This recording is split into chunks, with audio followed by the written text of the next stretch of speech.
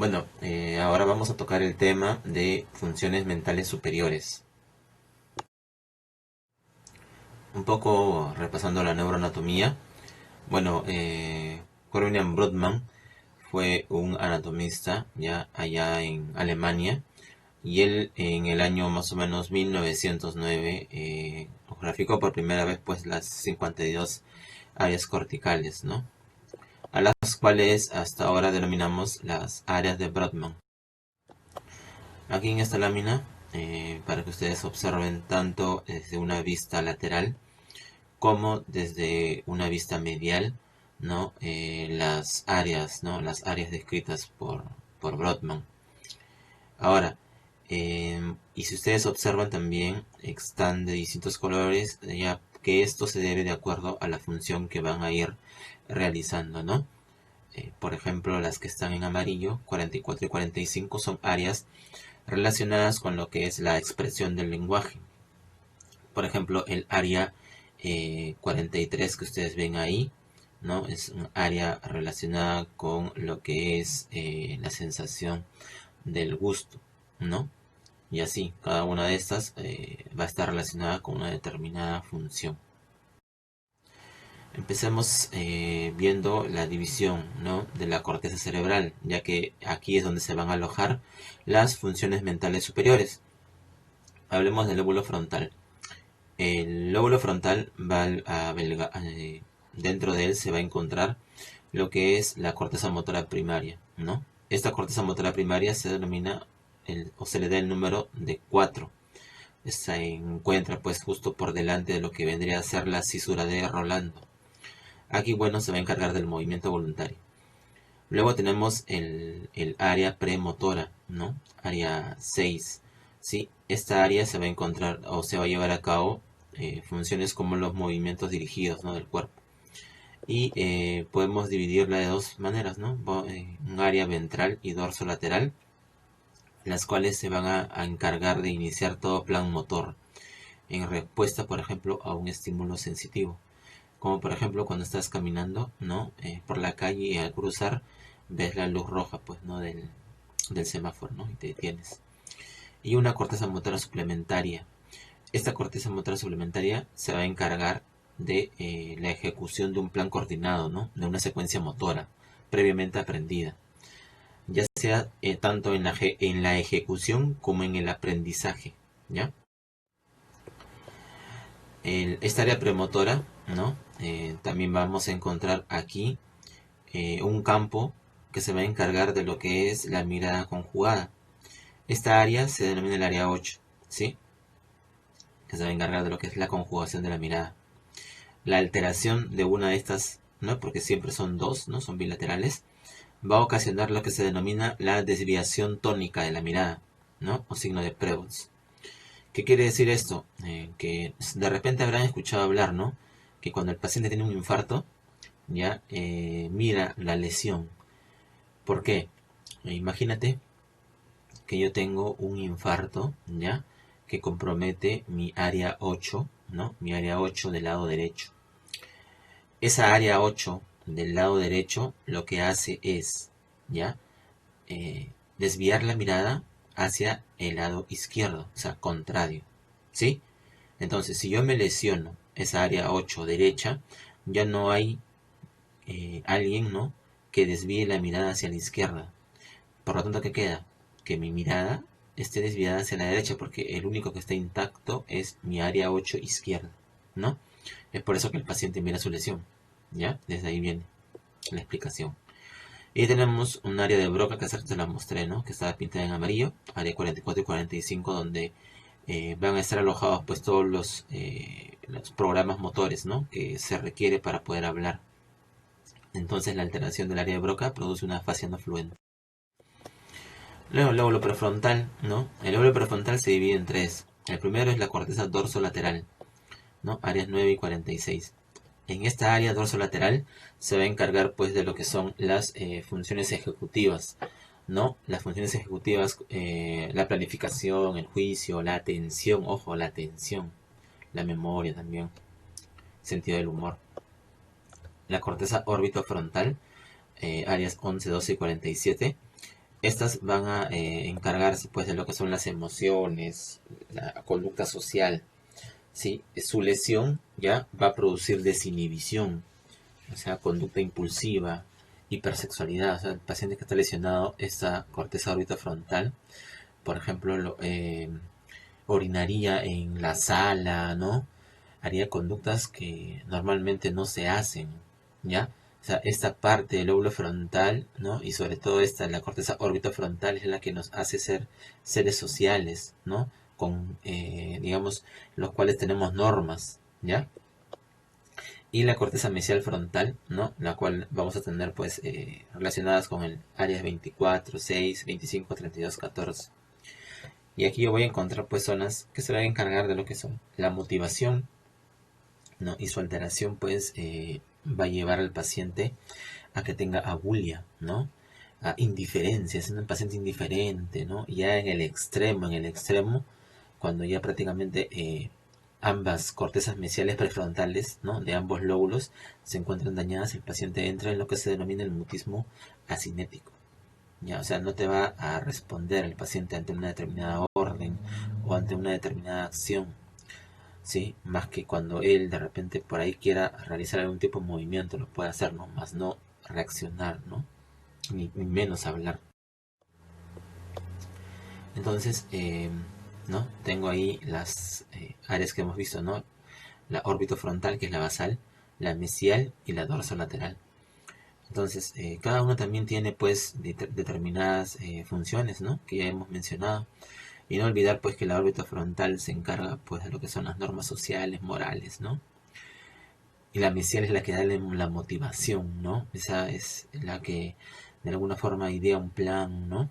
Te dice pues que algo es factible, ¿no? Solución de problemas, de repente toma decisiones.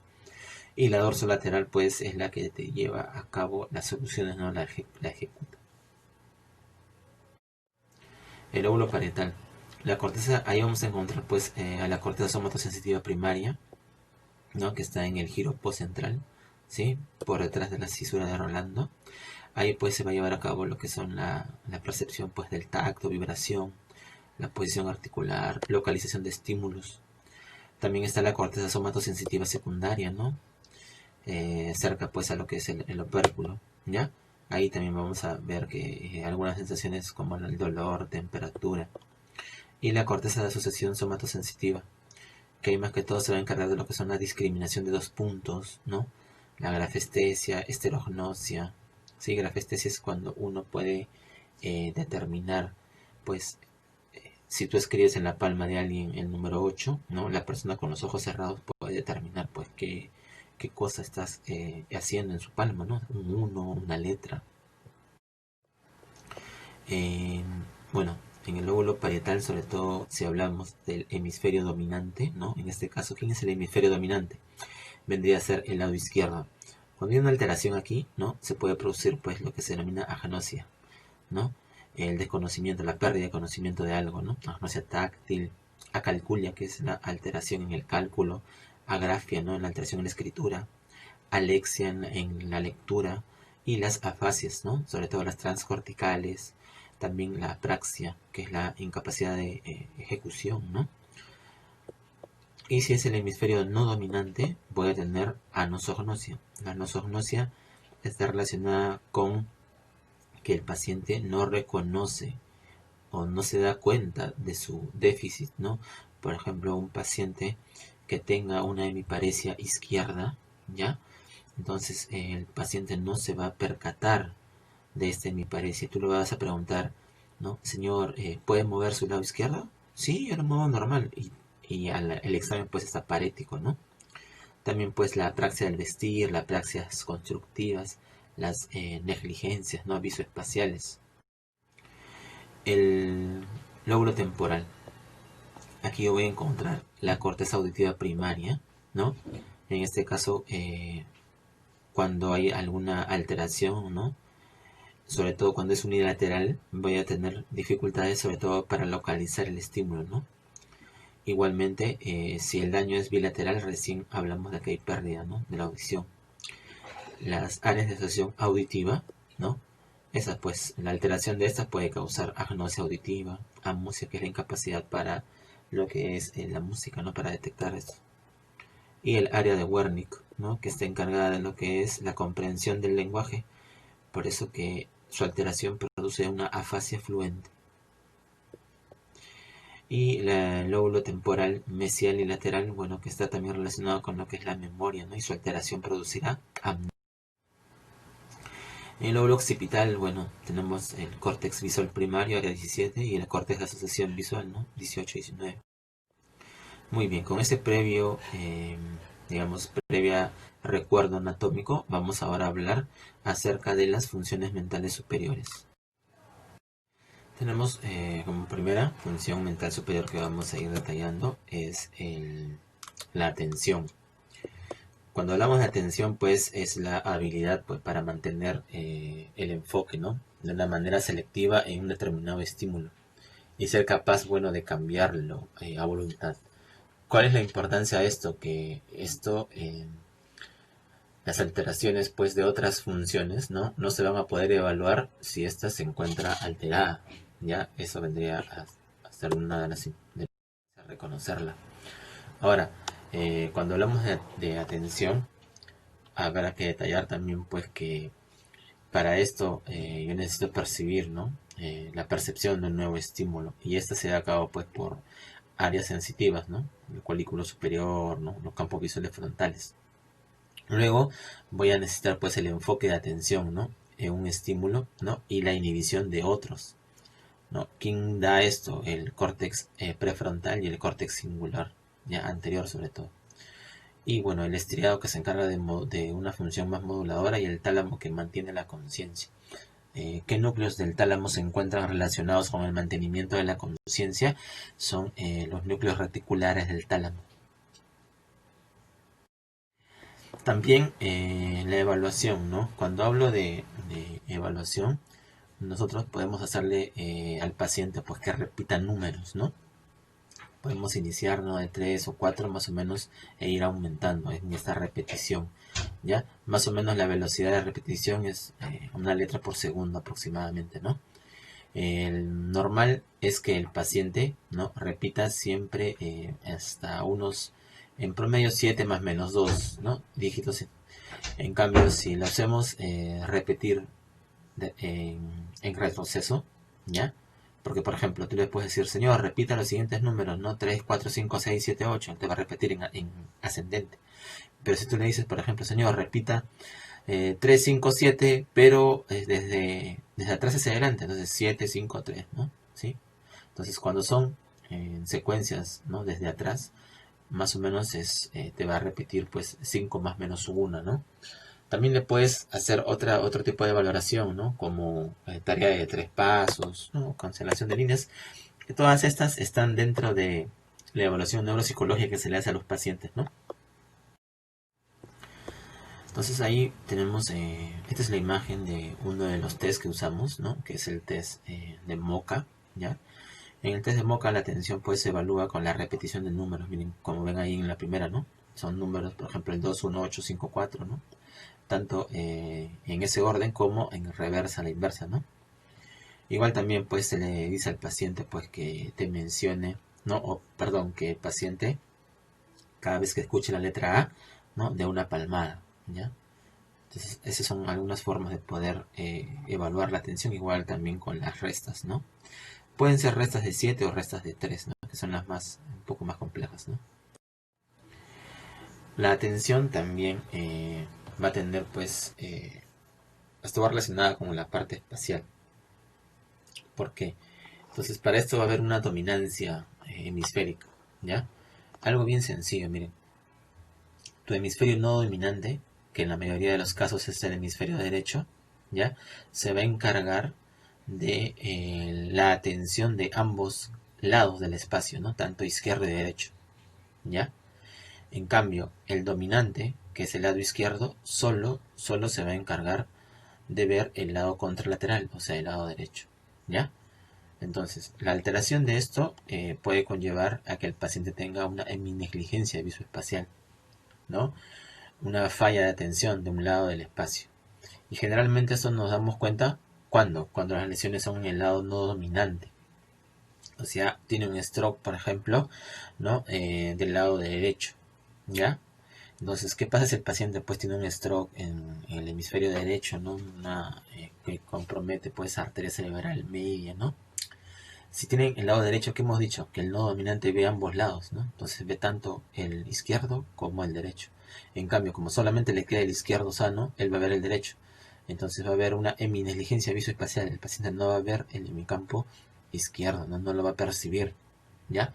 También ese tipo de pacientes puede tener pues una anosognosia, que habíamos dicho que ignora su déficit, ¿no? El paciente está con una hemiparesia marcada, pero él lo niega, ¿no? No lo reconoce.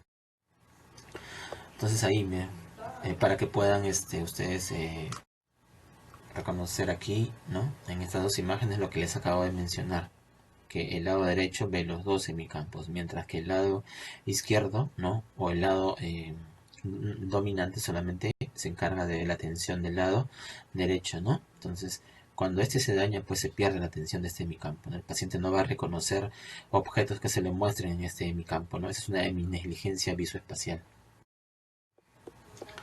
Igual aquí, ¿no? También se le puede pedir que dibuje al paciente, ¿no? Y se ve como, miran cómo omite, ¿no?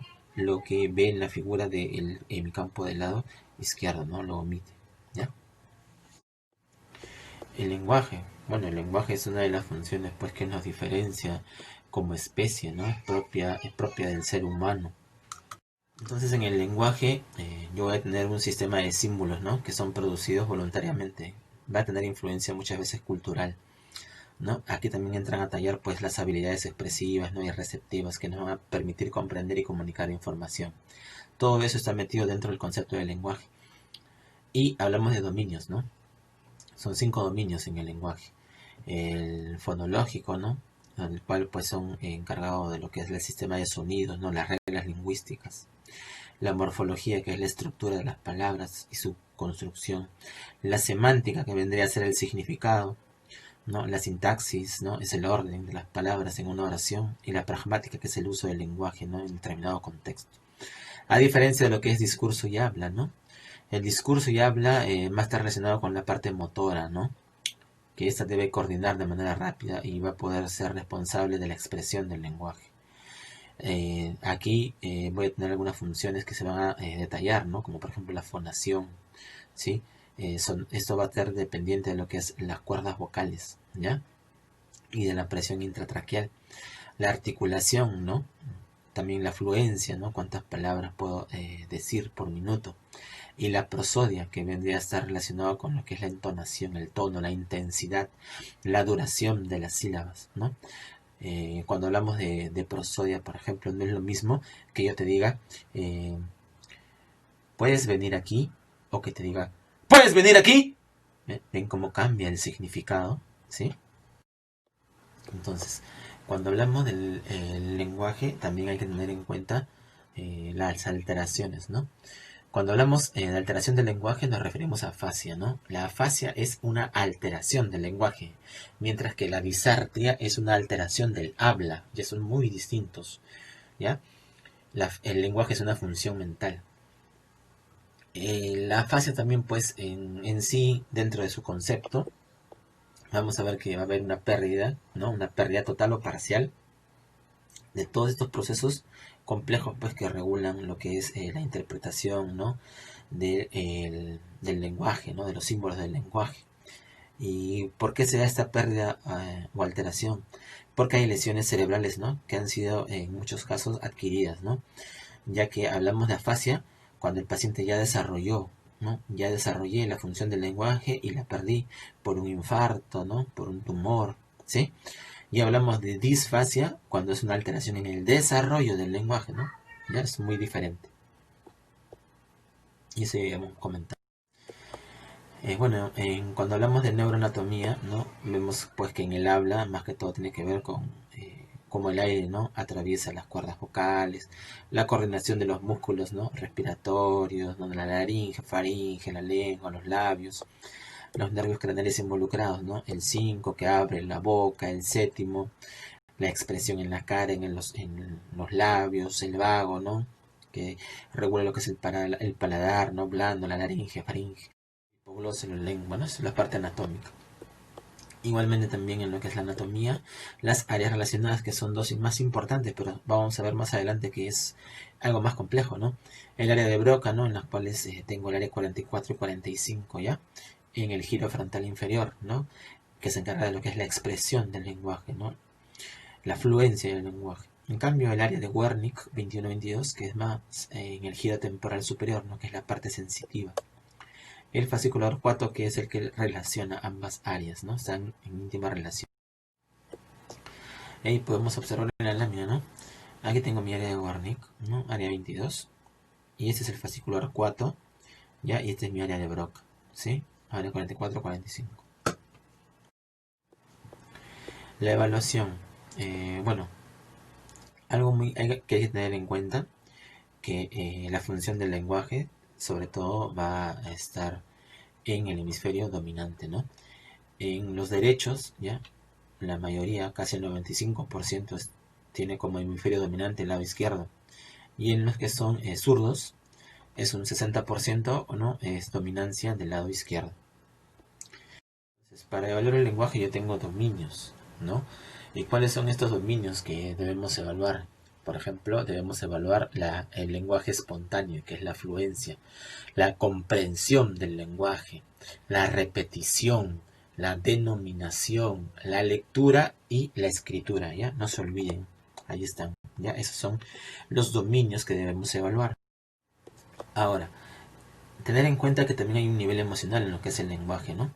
Ya que muchas veces el paciente con alteración del lenguaje puede maldecir. También hay un nivel automático, ¿no? Ya que el paciente puede decir muchas veces su nombre o contar, por ejemplo, ¿no? O también estereotipas. ¿Qué se refiere con estereotipias? Que el paciente te puede decir buenos días, ¿no? Te puede decir tan, ¿no? Entonces, esas cositas, ¿no? Como por ejemplo maldecir, decir sí, no, de repente, o por ahí decir su nombre, puede llevar a confusión en la evaluación de lo que es el lenguaje. Igualmente también vamos a observar que este tipo de pacientes va a tener lo que son parafasias. Las parafasias se refieren, ¿no? Cuando hay una sustitución, ¿no? De elementos verbales por otros. Y podemos tener dos tipos de parafasias. Las parafasias literales, ¿no? En la cual se va a sustituir una letra por otra. Generalmente cuando hay lesiones anteriores, ¿no? Y tengo parafasias semánticas cuando se una palabra por otra, ¿no? O sea, se sustituye una palabra por otra, ¿no? Generalmente cuando hay lesiones posteriores. Igualmente también el paciente puede crear nuevas palabras. ¿Cómo se denomina esto? Neologismo, ¿ya? Cuando uno crea nuevas palabras es neologismo. También va a ser importante hablar que normalmente pues uno en la fluencia, ¿no? Uno normalmente te puede decir hasta 100, hasta 115 palabras por minuto. Por eso que los pacientes con daño en las áreas de Broca, ¿ya? Paciente pues solamente de lo mucho puede llegar a decir unas 10 palabras, ¿ya? Y bueno, oraciones con menos de 7 palabras muchas veces. Cuando hablamos de la comprensión, aquí es fácil la evaluación, ¿no? Yo le tengo que dar órdenes simples, ¿no? Como por ejemplo, señor, muéstreme los dientes, o señor, saque la lengua, o levante su mano derecha, ¿no? O también le podemos dar órdenes que tengan respuestas simples, ¿no? De sí o de no. Si le puedes preguntar, señor, ¿usted es hombre o mujer, no? Cuando hablamos de denominación, esto también forma parte de la evaluación del lenguaje, ¿no? Y le enseñamos pues objetos comunes, por ejemplo, que tenemos a la mano siempre un lapicero y un reloj. Entonces le decimos, señor, ¿qué es esto?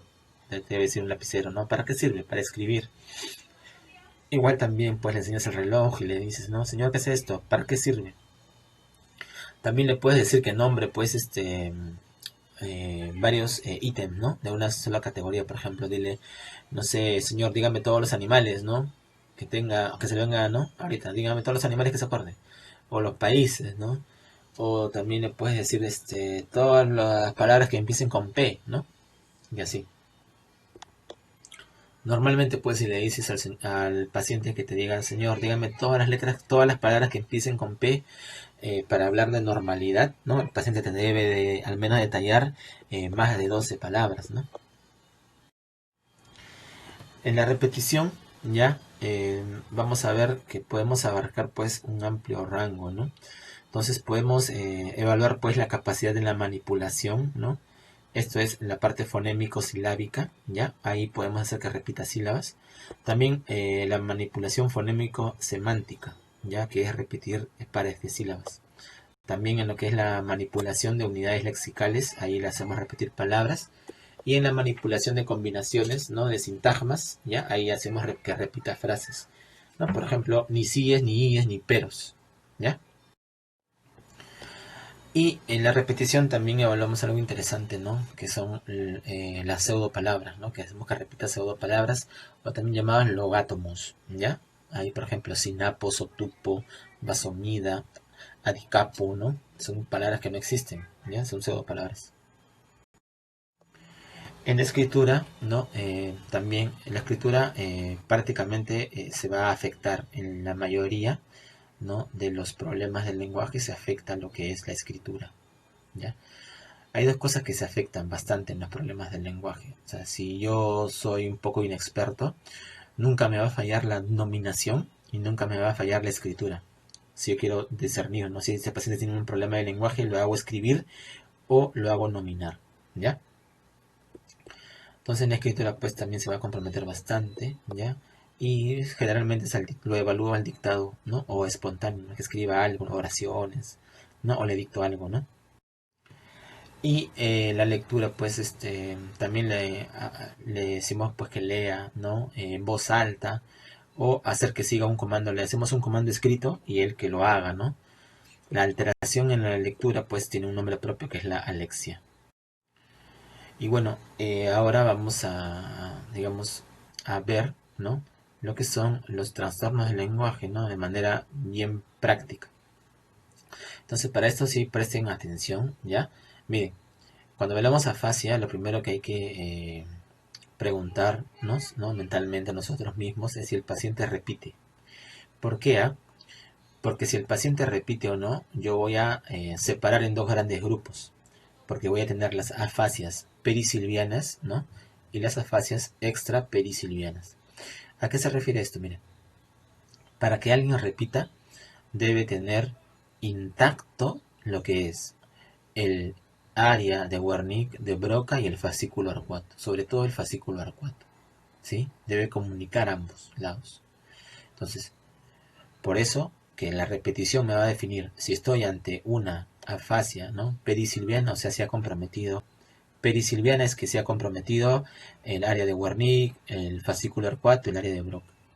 Todo lo que esté por fuera de eso es extra perisilviano, ¿ya? Entonces, yo me pregunto y le hago la evaluación de la repetición.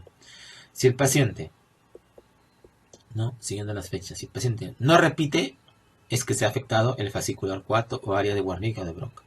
Entonces, que tengo una fascia perisilviana, y ahí está, pues, ¿ya? La localización de la lesión.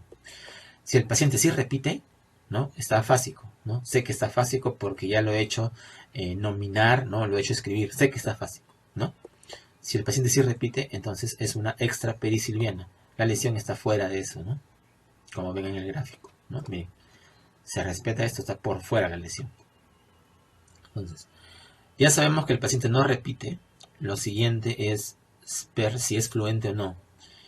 Entonces, si el paciente, pues, en el caso, ¿no? De la fluencia, si el paciente, pues, si es fluente, el siguiente paso es preguntar si comprende o no. Entonces aquí nos vamos a ir deteniendo, ¿no? Si el paciente no repite y es fluente, ¿ya? Y nos preguntamos si va a comprender, ¿no? Y no comprende, mira, no repite, pero es fluente y no comprende. La no comprensión me lleva a que esto es una afasia de Wernicke, ¿no? En el otro lado, si el paciente sí comprende, ¿no? Y si es fluente, pero no repite, entonces estaré ante una fase de conducción. Vamos al otro lado. Es un lenguaje no fluente, pero ahora yo me pregunto si comprende o no. Entonces tengo, no comprende, mira, no fluente, y encima no comprende, entonces estoy ante una afasia global, ¿no? Porque están comprometidas tanto el área de Broca, el área de Wernicke, el fascicular 4, todo está comprometido, global.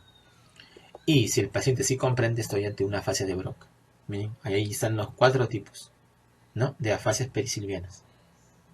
Vamos al otro lado, ¿no? Las afasias, en este caso, las extraperisilvianas, que representan un 20%, ¿no? Sobre todo las fluentes. Entonces, vamos a ver aquí. Igual, la misma pregunta, ¿no? Si es fluente, quiero saber si sí o si no. En ambos lados, si comprende o no. Igualmente, analizamos. Ahora sí.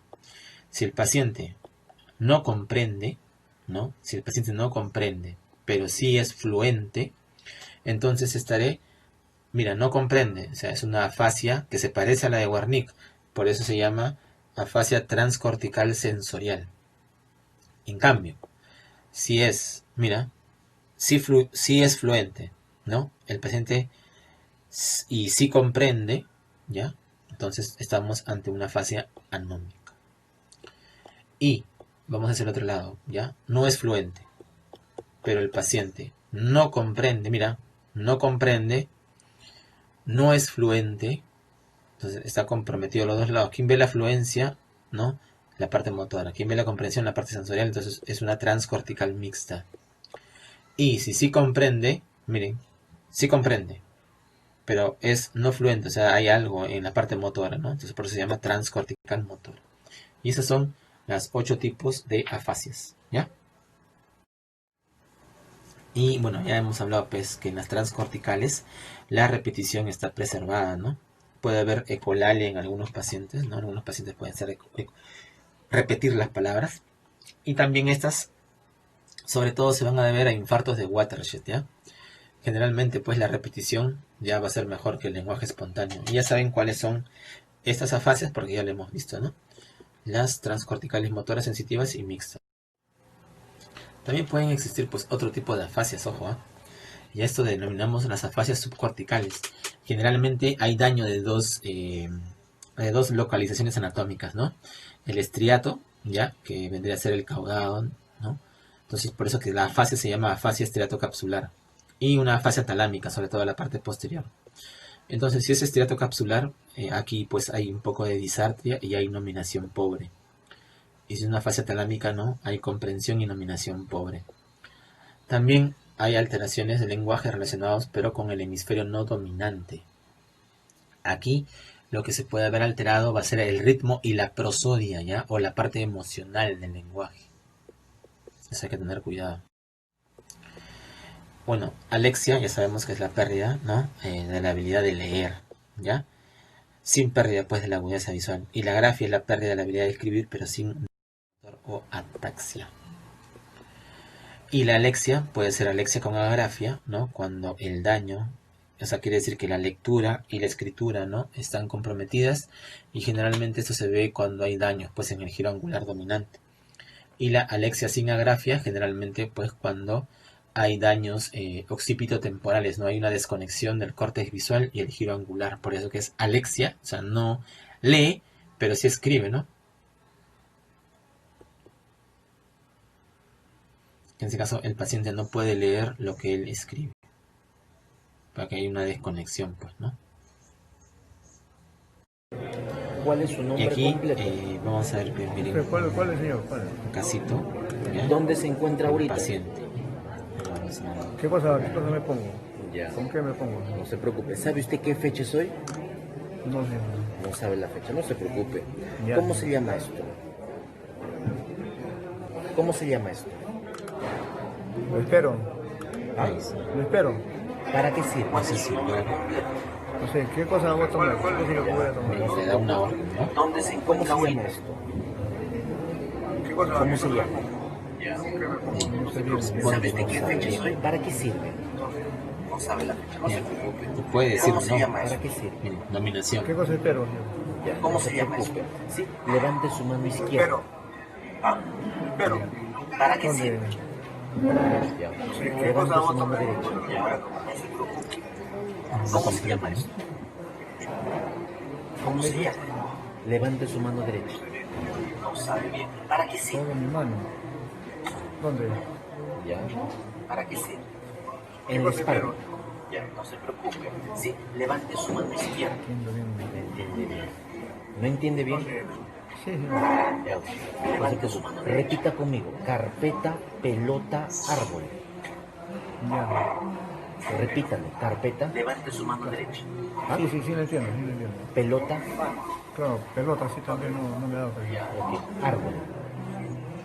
Repita usted. Carpeta, pelota, árbol. Repítalo. Carpeta, pelota, árbol. Pero ¿dónde lo pongo? Ya, no se preocupe. No se preocupe. Repita conmigo. Carpeta, pelota, árbol. Repítalo. Carpeta. ¿Ah? Sí, sí, lo entiendo. Pelota. Claro, pelota sí también no me ha dado cuenta. Ok. Árbol. Repita usted. Carpeta, pelota, árbol. Repítalo. Carpeta, pelota, árbol. Pero ¿dónde lo pongo? Ya. No se preocupe. ¿Listo? Bien, se dieron cuenta, ¿no? El paciente, en este caso, no podía nominar, ¿no? Ya sabemos que la nominación siempre está alterada, ¿no? Pero si se dan cuenta, ¿qué es lo que el paciente no podía hacer? No repetía, ¿no? No repetía. Y en cuanto a la fluencia, ¿no? La fluencia, pues, sí, no era muy fluente en lo que él hablaba, ¿no? Entonces, siguiendo el gráfico que ya habíamos mencionado anteriormente, el paciente repite, no repite, ¿no? Entonces, la siguiente pregunta, ¿es fluente o no? No es fluente. Y la siguiente pregunta, ¿comprende o no? No comprende. Entonces, si no repite, no es fluente y no comprende, está comprometido todo, ¿no? Eso es una fascia global, ¿no? Es probablemente una fascia global lo que tiene el paciente. Ahora hablemos un poco acerca de lo que es memoria, ¿ya? Memoria y aprendizaje. Ambos están muy relacionados, ¿ya? El aprendizaje está más relacionado con lo que es adquirir nueva información y la memoria es evocar, ¿no? Es que lo adquirido persista, ¿no? Y que se evoque posteriormente, ¿no? Recordar experiencias, ¿no? Entonces la memoria va a ser resultado del aprendizaje muchas veces, ¿ya? Entonces cuando hablamos de la memoria, hablemos que este proceso, ¿no? Se va a caracterizar porque hay una codificación, ¿ya? Hay un almacenamiento y hay una evocación. Esos tres pasos siempre se van a dar, ¿no? Codificación, almacenamiento y evocación. La memoria también se puede clasificar, pues, temporalmente, ¿no? Entonces, en este tipo de clasificación, yo voy a tener, pues, memoria instantánea, aquella que es así rápida, ¿no? Es menos de un segundo. La inmediata, que va de segundos a minutos, ¿no? Esta es la que se llama corto plazo también. La intermedia, que dura minutos a horas, y la tardía, ¿no? Días, meses, años, ¿no? Que esa es la de largo plazo. ¿Ya? Eso más o menos para clasificación. Pero lo que me interesa es la siguiente clasificación. Podemos tener una memoria declarativa o también llamada explícita. Dentro de esta memoria declarativa, yo tengo la memoria episódica. Entonces, en la memoria episódica siempre hay un dónde y un cuándo, ¿no? Por ejemplo, el paciente se le puede decir dónde estabas, preguntar dónde estabas el mes pasado, o en septiembre del, no sé, el día de su cumpleaños, ¿no? Entonces siempre hay un dónde y un cuándo. Generalmente va a estar relacionado pues a experiencias personales, ¿no? Que le han marcado en muchos casos, ¿no? También va de, este tipo pues de memoria va de minutos hasta años, ¿ya? ¿Qué estructuras están relacionadas con la memoria episódica? En los lóbulos temporales, pero la parte medial, ¿ya? Los núcleos talámicos, el cuerpo mamilar, el fornix, todo el córtex prefrontal, porque siempre está relacionado a experiencias personales, ¿ya? Por eso hay estructuras del sistema límbico que están involucradas. Y la afectación, pues, generalmente la voy a tener en demencia frontotemporal o también en las demencias asociadas a cuerpos de Lewy. El otro tipo de memoria es la declarativa, ¿no? O también llamada memoria explícita, ¿no? El otro ítem es la memoria semántica, ¿no? Tenía la episódica, ahora vamos a hablar de la semántica. La memoria semántica es más que todo, almacena un conocimiento de tipo conceptual, ¿no? Conceptos, ¿no? Por ejemplo, ¿qué es un caballo? ¿No? ¿Cuál es la diferencia, no sé, entre un peine y un tenedor? Son hechos ya basados en cierta información. Entonces hay estructuras comprometidas, ¿no? Como por ejemplo los lóbulos temporales también, ¿no? Pero la parte inferolateral. Esto generalmente cuando se va a ver afectado cuando existe encefalitis, ya las encefalitis herpéticas alteran mucho este tipo de memoria. Igualmente la enfermedad de Alzheimer, ¿no? Porque acá habla de ya conocimiento para qué cosa es algo, ¿no? Y tenemos la memoria procedimental, que es la implícita. Esta no depende de la memoria episódica, ¿ya? Esta generalmente está relacionada con... es más función a nivel inconsciente, automática, ¿no? Hay ensayos repetidos. Más que todo aquí se guardan pues habilidades cognitivas y conductuales, como que, por ejemplo, andar en bicicleta, manejar un automóvil, ¿no? ¿Qué estructuras están involucradas aquí? Área suplementaria motora, el cerebelo, núcleos de la base. ¿Y esto cuando se altera? Por ejemplo, una alteración que produce falla de la memoria procedimental es la enfermedad de Parkinson. También se puede ver en la enfermedad de Huntington o en la degeneración oligopontocerebelosa. Y también tenemos otro tipo de memoria que es la memoria de trabajo. Esta más que todo tiene un tiempo de almacenamiento corto, ya segundos a minutos, asociado pues a funciones ejecutivas centrales. Generalmente hay daño pues de qué áreas, ¿no? En el área de Broca, de Wernicke o áreas de asociación visual. Y esto generalmente lo evaluamos, ¿no? Haciendo al paciente repetir 3 objetos, ¿no? Cualquier objeto, ¿no? En algunos casos pues le hace repetir llave, caballo o moneda, ¿no? Pero, por ejemplo, yo uso carpeta, pelota, árbol, ¿no? Y luego de 5 minutos de mi evaluación le vuelvo a preguntar. Y así veo si está alterado o no la memoria de trabajo. Y bueno, anatómicamente, ¿qué cosa está implicado en la memoria de trabajo? Ahí están las estructuras que antes habíamos visto, ¿no? Perdón, en la memoria en general. Hay otras estructuras como el hipocampo, ¿no? Que se encuentra pues en la superficie media del lóbulo temporal. Esta está encargada pues de almacenar y recuperar información, ¿ya? Hasta que se consolide. Esto también pues va a estar relacionado con la memoria espacial, ¿ya?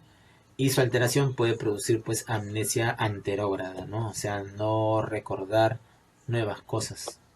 Amnesia anterógrada. Bueno, y ahí hablamos pues de los procesos, ¿no? Tanto la memoria de trabajo, que es corta, ¿no? Puede haber una consolidación en el hipocampo y generarse una memoria a largo plazo.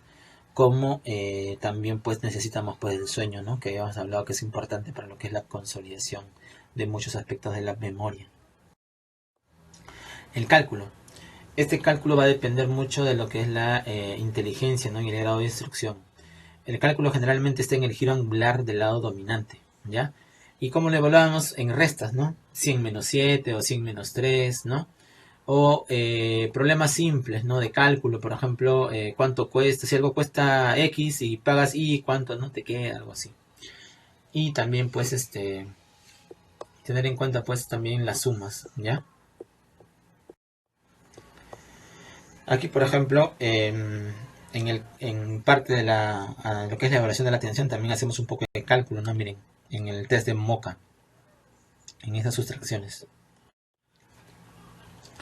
Cuando hablamos de agnosia se refiere a no conocer, ¿no? Es una incapacidad para comprender el significado, ¿no? La importancia de un estímulo a pesar de que todo se encuentre dentro de lo normal, ¿no? Las vías sensitivas se encuentran intactas, o sea, la vía visual, la vía auditiva, la vía táctil se encuentra intacta, pero el paciente tiene esa incapacidad para comprender, ¿no? Ahí tenemos pues algunas que ya seguro les he mencionado, por ejemplo la agrafagnosia, ¿no? O en algunos casos le dicen agrafestesia, que es el paciente no reconoce símbolos trazados en la piel, ¿ya? Trazamos números, ¿no? Sobre todo. La prosopagnosia también está aquí. ¿Qué es la prosopagnosia? La prosopagnosia es la incapacidad para reconocer rostros. Generalmente la prosopagnosia se va a ver alterado cuando la lesión es temporo-occipital, pero inferomedial, ¿ya? Son las ramas corticales de la arteria cerebral posterior irrigan, sobre todo tiene que haber una alteración bilateral, ¿ya? Y bueno, se altera en este caso, ¿no? Incapacidad para reconocer.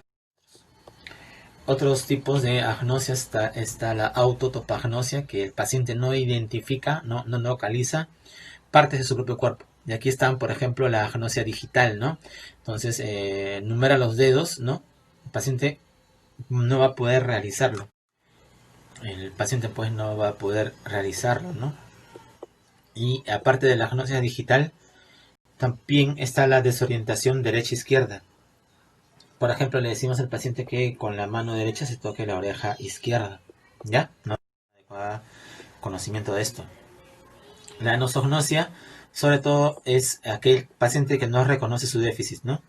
Entonces, le podemos preguntar, pues, si puede mover el brazo izquierdo, ¿ya? Porque generalmente las lesiones son del lado derecho, ¿no? Y el paciente te va a decir que sí lo puede mover cuando en realidad no lo puede hacer. O le puedes preguntar, pues, al paciente si hay algún problema con ese brazo, ¿no? Y él te va a decir que no. La apraxia.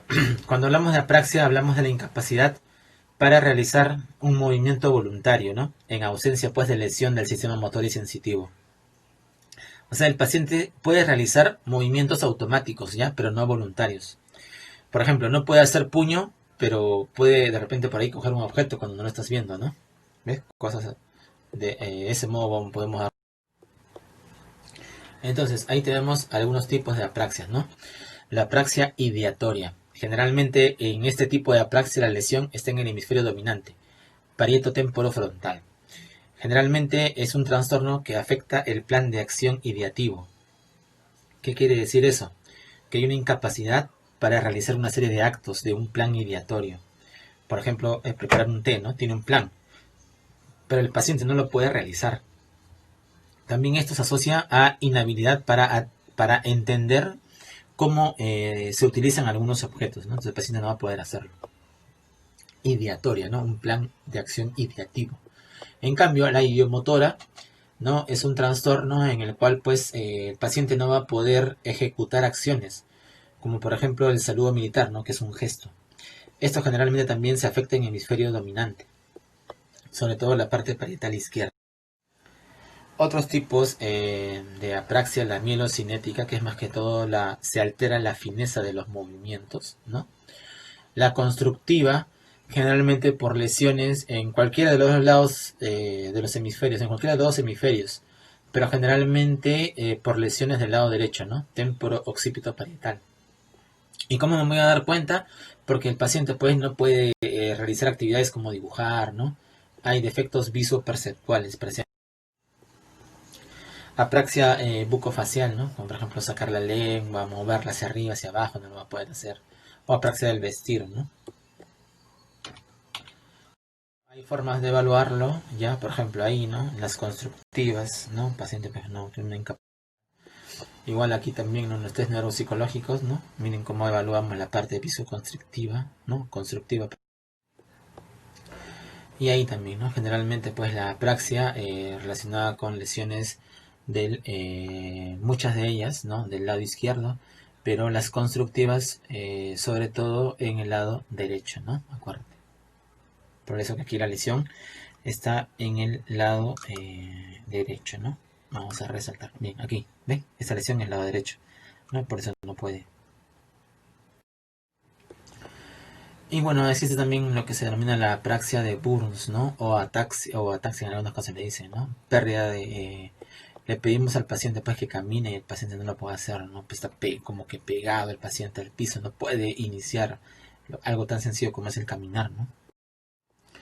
El juicio puede ser relacionado con un área importante que ya hemos detallado hace unos momentos, que es la región orbitofrontal. Pues se le puede preguntar al paciente, pues señor, si ahorita ve humo, ¿no? ¿Qué harías? Entonces eso es lo que podemos hacer para evaluarlo, ¿no? Y la abstracción, que está relacionada con el lóbulo frontal, más que todo interpretación, ¿no? De algún proverbio o alguna analogía. Por ejemplo, ¿en qué se parece un reloj a una regla? ¿En qué se parece un tren a una bicicleta, ¿no? O interpretar algún proverbio como en boca o a caballo regalado no se le mira el diente, cosas así, ¿ya? Ahí se ve la abstracción. Entonces, para ir finalizando esta parte, miren los tests que se utilizan, ¿no? El test de Mocha, que les había mencionado hace un momento, todo lo que evalúa. Y el test es el test de Folstein, ¿no? O Mini Mental Test, ¿ya? Que igual también se puede aplicar. Bueno, y ahora vamos a hablar acerca del sistema límbico.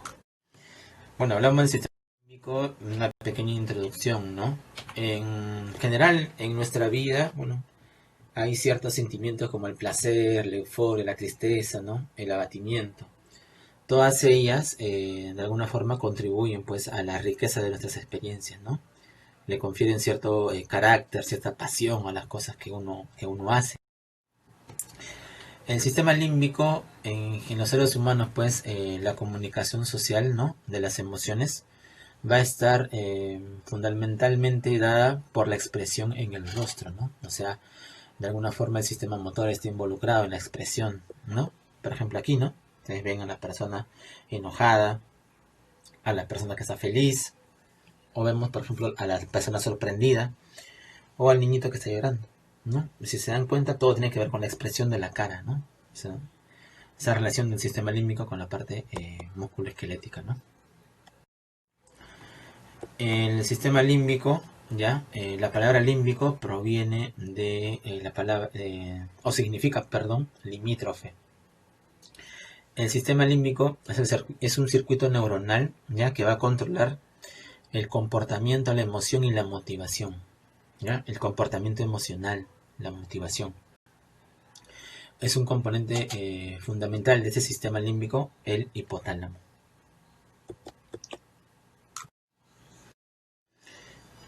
Bueno, prácticamente todo este sistema, ¿no? Muy complejo, va a estar interconectado, ¿ya? Y en el centro de todo este sistema se va a encontrar una estructura que va a ser muy importante, que ya la habíamos mencionado, el hipotálamo, ¿no? Si ustedes ven todo lo que está aquí en azul, es el córtex límbico, ¿ya? Tanto las áreas basales, ¿no? Orbitofrontales, tenemos el cíngulo, ¿ya? Tenemos aquí pues la parte del lóbulo temporal, la parte mesial, ¿ya? El giro parahipocampal, el propio hipocampo, ¿sí? Y estructuras de conexión como el fornix, ¿ya? Y aquí, ¿no? Aquí vamos a encontrar al hipotálamo. Aquí creo que se ve, en esta lámina se ve mucho mejor, ¿no? Miren, esta estructura, ¿sí? Que está aquí es el hipotálamo, ¿no? Todo el sistema límbico al final va a estar relacionado con esta estructura. Entonces, otras estructuras también pues que vale la pena mencionar son los núcleos septales, el área paraolfatoria, los núcleos anteriores del tálamo, ciertas porciones de los ganglios basales, como por ejemplo también el hipocampo y la amígdala. Entonces, la corteza límbica, ¿no? Va a estar integrada, ¿no? Por un anillo de corteza cerebral, que es un paleocórtex, ¿no? Este paleocórtex, como ven acá en la lámina, ¿no? Ahí está lo que les había mencionado, ¿no? Córtex orbitofrontal, la circunvolución subcallosa, la circunvolución del cíngulo, la circunvalación parahipocámpica y el uncus. Va a estar rodeando pues a estas áreas que se encuentran en la base, ¿no? Que son pues el amígdala, el hipotálamo, ¿ya? Hablemos un poco del hipotálamo, ¿no? El hipotálamo pues representa alrededor del 1% de toda la masa encefálica. Es uno de los medios de control, ¿ya? Que tiene el sistema límbico y posee múltiples interconexiones que van en doble sentido, ¿no? Por ejemplo, vamos a ver que van a tener direcciones, por ejemplo, hacia el lado posterior e inferior, ¿no? Hacia el tronco encefálico, ¿sí? Porque se relaciona con áreas reticulares del mesencéfalo, la protuberancia, ¿ya? Y desde ahí controlan pues el sistema nervioso autónomo. A nivel superior, ¿no? Van hacia vías hacia el diencéfalo, hacia el telencéfalo, ¿no? Y hacia el propio infundíbulo hipotalámico, sobre todo para ver lo que es, o relacionado a lo que es el control de la función endocrina, ¿no? Y ahí podemos observar, pues, ¿no? Las distintas vías que salen de aquí, ¿no? Hacia el tronco, ¿ya? Vías que por acá van, ¿no? Que no están graficadas, pero van por el infundíbulo, ¿no? Y vías, pues, hacia arriba, ¿no? Vías que salen y van, pues, para la propia tálamo, ¿no? Para el diencéfalo. Aquí vemos las otras vías, ¿no? Miren, ¿ven? Del hipotálamo, cómo se relaciona con esta, que es la hipófisis, ¿no? Que se encarga de la secreción de hormonas. También pues y otras vías pues hacia lo que es el tronco encefálico, ¿no? Hacia las áreas periventriculares, ¿no? hacia los núcleos del RAF o hacia el tracto solitario también. Entonces, este hipotálamo se encuentra ventral al tálamo óptico, ¿ya? Separado por el surco hipotalámico, ¿no? Algunos límites. Por delante tenemos la lámina terminal, ¿no? Y caudalmente los tubérculos mamilares. Los núcleos van a estar organizados en 3 zonas, ¿no? Tengo zona periventricular, zona media y zona. Los núcleos periventriculares generalmente son núcleos que rodean al tercer ventrículo. Y estos regulan sobre todo la producción de hormonas, ¿ya? La zona media, sobre todo, son núcleos que regulan la producción de vasopresina y oxitocina. Y la zona lateral son los que intervienen pues en el control, la regulación de las emociones y la expresión conductual, ¿no? Y acá, por ejemplo, tenemos algunos de ellos, ¿ya? Que lo vamos a ir detallando. Más adelante aquí tengo el área hipotalámica posterior, sobre todo pues relacionado con lo que es el control, ya el control vascular, ¿no? La presión, relacionado con lo que es la dilatación de la pupila. En dorso medial, ¿no? Que está relacionado con el sistema nervioso entérico, ¿ya? Por eso tiene que ver con la actividad intestinal. Los núcleos perifornicales relacionados con el hambre, la cólera. El núcleo ventromedial, muy importante, resáltalo, no te olvides, relacionado con la saciedad, ¿no? El control endocrino. Los cuerpos familiares, ¿no? Esas son las áreas relacionadas con los reflejos alimentarios, las emociones. El núcleo arcuato y periventricular, ¿ya? Que controla la hipófisis sobre todo. El núcleo paraventricular relacionado con lo que es la producción de oxitocina.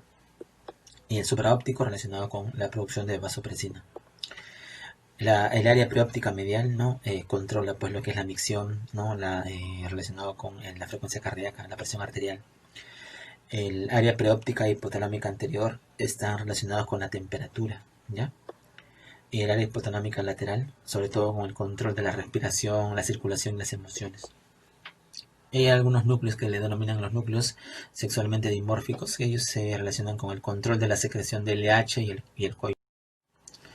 Ahora, ¿en qué procesos van a participar, ¿no? En general, este hipotálamo, ¿no? Va a controlar pues múltiples funciones, sobre todo en la regulación de procesos metabólicos, va a estar relacionado en el mantenimiento de la temperatura, ¿no? Se va a encargar de integrar pues tanto la actividad visceral, ¿no? Y metabólica, por ejemplo, de la digestión, ¿no? De la circulación. También se va a encargar pues de la activación, ¿no? Y regulación de la actividad inmunitaria. También va a estar relacionado con la actividad funcional metabólica en la reproducción y también relacionado con la regulación del ritmo circadiano. Otra estructura es el hipocampo, ¿no? El hipocampo presenta dentro de su composición solamente 3 capas, ¿no? Para hacer una breve recapitulación, el córtex cerebral, ¿ya? Está compuesto por 6 capas, ¿ya? 6 capas. El córtex límbico, ¿no? Solo tiene 5 capas. Y el hipocampo, ¿no? Siendo corteza, tiene solo 3 capas, ¿ya? Miren esa diferencia. Este hipocampo va a poseer pues numerosas conexiones, ¿ya? Con la corteza cerebral, ¿no? Con las estructuras basales, con el propio sistema límbico. Ahora, el hipocampo ahí lo pueden observar, ¿no? Y miren aquí las capas que tiene el hipocampo. Tiene una capa molecular, una capa piramidal, donde están las neuronas piramidales, y una capa multiforme, ¿no? Solamente 3 capas. ¿Y por qué le dicen hipocampo? Porque tiene la forma de un caballito de mar, ¿no? Por eso viene esa denominación.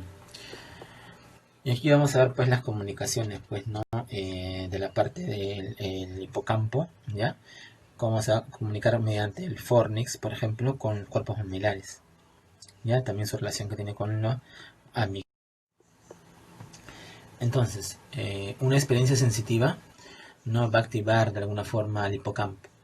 Y a su vez pues va a emitir eferencias hacia los núcleos del tálamo, ¿ya? Los núcleos anteriores del tálamo, hacia el hipotálamo, ¿no? Mediante el fornix, pues, ¿no? También la estimulación de algunas áreas del hipocampo puede dar lugar a algunos patrones de comportamiento, ¿no? Como por ejemplo relacionados con el placer, la ira, la pasividad, ¿no? El impulso sexual también tiene que ver. En algunos casos se ha visto que la extirpación bilateral del hipocampo provoca pues que la persona solo conserve la capacidad de memoria a corto plazo, ¿no? Entonces estaríamos ante una amnesia anterógrada, ¿no? si la actividad pues del hipocampo indica que una información neuronal va a tener importancia, ¿no? Entonces, si tiene importancia, ¿no? Va a poder ser memorizado, ¿ya? Ahora, en el hipocampo también va a aportar ese impulso necesario para que la memoria a corto plazo se transforme en memoria a largo plazo. No se olviden, ya acá está resaltado en negro.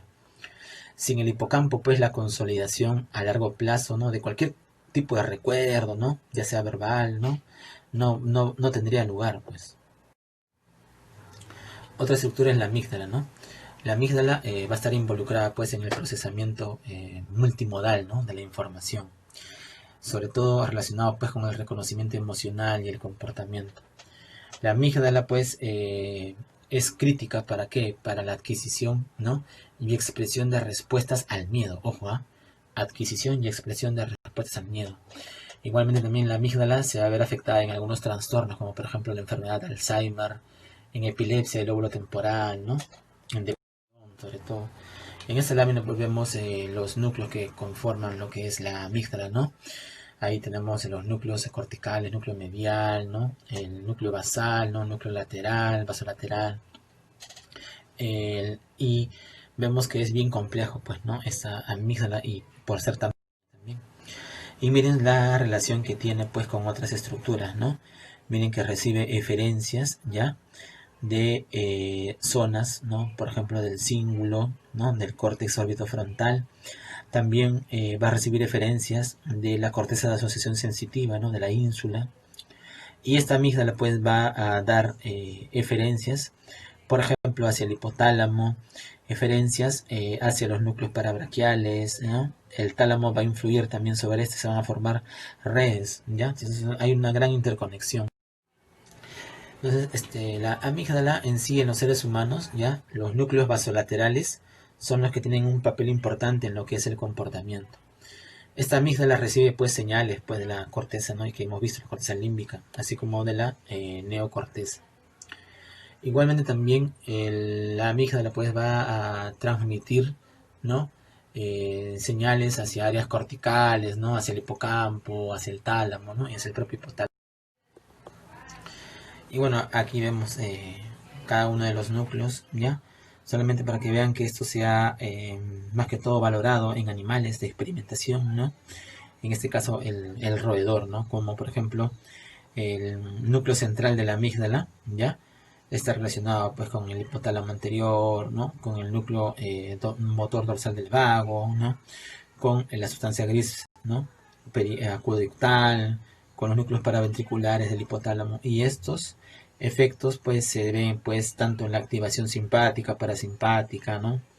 En la secreción de dopamina, igualmente también en algunos tipos de comportamiento, ¿no? Sobre todo relacionados con el miedo. Entonces la estimulación de la amígdala puede provocar pues movimientos involuntarios, ¿no? También puede dar lugar a patrones, ¿no? De cólera, huida, miedo, ¿no? Sensaciones de recompensa y placer. En algunos casos también se ha visto que la estimulación de la amígdala puede generar pues algunas actividades, ¿no? Por ejemplo, relacionadas con la sexualidad, ¿no? Erección, cópula, eyaculación. Por ejemplo, aquí miren, nosotros podemos ver cómo de acuerdo, por ejemplo, al cómo cambia, miren cómo cambian estos rostros y cómo el paciente aquí tiene miedo, ¿no? Y cuando justo tiene miedo, ¿no? Miren cómo se activa esta zona de la amígdala, ¿no? ¿Ven? La activación se ve acá en amarillo y rojo. Justo ahí está la amígdala. Entonces, se ha visto en animales ya que la extirpación bilateral de la amígdala produce un síndrome, el síndrome de Kluver-Bucy. Esto provoca algunos tipos de comportamiento en el animal, ¿ya? Si tú le sacas la amígdala, el animal carece de temor, pues. Tiene mucha curiosidad por todo, olvida rápido y se lleva objetos a la boca. Su impulso sexual es muy, muy fuerte, ¿no? También la amígdala pues se encarga de aportar, sobre todo, el conocimiento para el comportamiento a un nivel semiconsciente, ¿no? Este también está de alguna forma le dice o le avisa al sistema límbico cuál es el estado actual, ¿no? De la persona en relación con su medio. Igualmente también la amígdala prepara las respuestas de comportamiento adecuada, ¿no? Para cada ocasión. Y para ir finalizando, hablemos del córtex límbico, ¿no? Es la corteza pues que rodea las estructuras límbicas, ¿no? Esta se va a encargar de transmitir las señales procedentes pues de la corteza cerebral, ¿no? Hacia el sistema límbico. Este es un área de asociación, ¿ya? Control del comportamiento. Aquí, por ejemplo, está resaltado, ¿no? Con flechas oscuras lo que vendría a ser el circuito de Papez, ¿no? Papez fue un médico, ¿no? El cual describió este circuito, ¿no? En el cual tenemos como córtex, ¿no? Límbico al giro, ¿no? Al giro singular anterior, y cómo se relaciona con el hipocampo, ¿no? Con los cuerpos mamilares y con el núcleo talámico anterior. Ese es un circuito. Pero también vemos en líneas más delgadas, ¿no? Cómo van a ir formando otras estructuras parte de este sistema, ¿no? Entonces, en la gráfica se indican pues las proyecciones del fornix, ¿no? Que se dan, ese es el fornix, ¿sí? Esas proyecciones que van hacia regiones hipotalámicas, ¿no? Hacia los cuerpos mamilares, ¿ya? Y también hacia otras áreas, ¿no? Del hipotálamo, que también puede relacionarse con el córtex prefrontal. Y también se muestra una vía que interconecta pues el núcleo amigdalino, ¿no? La amígdala, con estructuras límbicas, ¿no? Como por ejemplo el hipotálamo. Y también señales recíprocas, ¿no? Entre el propio hipocampo, ¿no? Y el córtex de asociación, ¿ven? Es una relación bien compleja, ¿ya? Esta formación del hipocampo, pues, ¿a qué se llama formación del hipocampo? Esta comprende al propio hipocampo, ¿no? La corteza entorrinal y el complejo subvículo, ¿no? Todos ellos se denominan formación hipocámpica. Se ha visto en animales, ¿no? Que la extirpación bilateral de estas porciones orbitofrontales hace pues que el animal tenga demasiada inquietud motora y en algunos casos insomnio, ¿no? También la destrucción de las circunvoluciones del cíngulo, ¿no? Liberan centros de ira, ¿ya? Entonces, ya que ya no están inhibidos, ¿no? Por el córtex prefrontal, ¿no? Entonces por eso que se liberan. Bueno, eso es todo. Muchas gracias.